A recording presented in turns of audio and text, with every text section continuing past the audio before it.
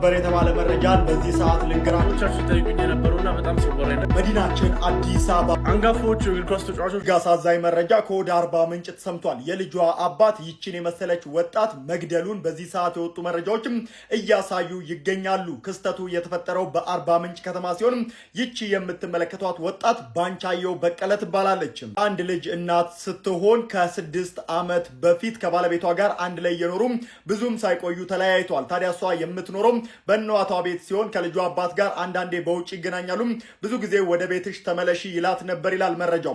ትናንትና ማለትም በቀን 14 ጠዋት ከረፋዱ 4 ሰዓት አካባቢ ከመኖሪያ ቤት ጠርቶ ወደ ውጭ በማስወጣት ትንሽ ከተነጋገሩ በኋላ የልጁን እናት ገደላት፣ ማለትም በሽጉጥ ተኩሶ ገደላት ተብሏል። ወዲያው በመጣበት ባጃጅ ወደ ፖሊስ ጣቢያ በመሄድም ለፖሊስ እጁን መስጠቱ ተሰምቷል። እቺ ወጣት ታዲያ እጅግ አሳዛኝ በሆነ ሁኔታ ተገላለች። ለሞተችው ነፍስ ይማር፣ ለቤተሰቦቿ መጽናናትን እንዲሁም ደግሞ ለእሷም ፍትህን እንሻለን። አሜሪካ በሀገራችን ላይ የምታደርገውን ነገር ማቆም ካልቻለች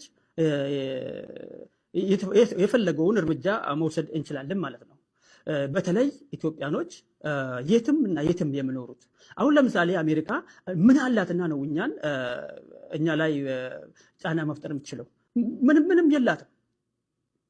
እኔ የዛሬ 10 ዓመት አካባቢ አሜሪካ ነገር ሄጄ ነበር። አሜሪካ ነገር ሄጄ አንድ ቀን ከዲሲ ወጥቼ ምግብ እንኳን የለም። በአሜሪካ እንጀራ የለም፣ ሽሮ በለው ሽሮ የለም፣ ዶሮ ወጥ በለው ዶሮ ወጥ የለም። ምንም ያለው ነገር የለም አሜሪካ። ከአሜሪካ የምንፈልገው እኛ ታዲያ ምንድን ነው? መቼስ ያው ያለው ዲሲ ብቻ ነው። ዲሲ ርስታችን ነው፣ የታወቀ ነው። ዲሲ እንደውም አንዳንዶቹ ይቅርታ ዲሲ እንደውም አንዳንዶቹ የዛሬ 3000 ዓመት አካባቢ በረራ ተብላ ነበር የምትጠራው። ግን እውነተኛ ታሪክ እንደማሳየው የዛሬ 3000 ዓመት ለመጀመሪያ ጊዜ ዲሲ ላይ የሰፈረው አንድ አበሻ ነበር። አበሻው ስሙ ደሳለኝ ነው። እሱም ከደሴ ነው። ያው ፈረንጆቹ ደሳለኝ ማለት ስለማይችሉ ሰውየውን ዲሲ ብለው ይጠሩታል። በዛው ዲሲ ደሳለኝ ዲሲ ሆኖ ቀራ ማለት ነው። ስለዚህ ዲሲ የኛ ነው፣ አሜሪካ ምንም አይመለከታትም። እና እኛ ከዲሲ ምንድነው የምንፈልገው? ምንም የምንፈልገው ነገር የለም ማለት ነው።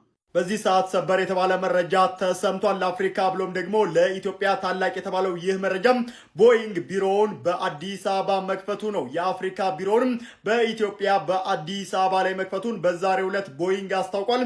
ይህንንም ተከትሎ ታዲያ በርካቶች ደስታቸውን እየገለጹ ይገኛሉ። የተለያዩ ሚዲያዎችንም ይህንን ጉዳይ እየዘገቡት ይገኛሉ።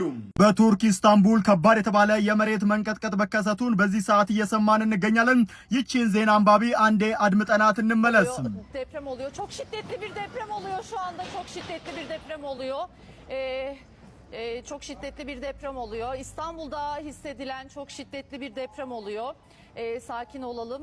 Çok yüksek bir deprem olduğunu söylüyor. እዚህ የመሬት መንቀጥቀጥ እስካሁን ድረስ የተጎዱ ሰዎች እንደሌሉ ከወደ ቱርክ እየሰማን የምንገኝ ሲሆን ታዲያ በርካቶችን ግን ያስደነገጠ ሆኗል። በሬክተር ስኬልም 6.1 መመዝገቡን ሰምቻለሁ። እንደሚታወቀው በሀገራችን በተደጋጋሚ የመሬት መንቀጥቀጥ ሲያጋጥም እንደነበር ይታወቃል። ከፍተኛውም ታዲያ 5.9 ሬክተር ስኬል በሀገራችን ከዚህ ቀደም ተመዝግቦ ነበረ።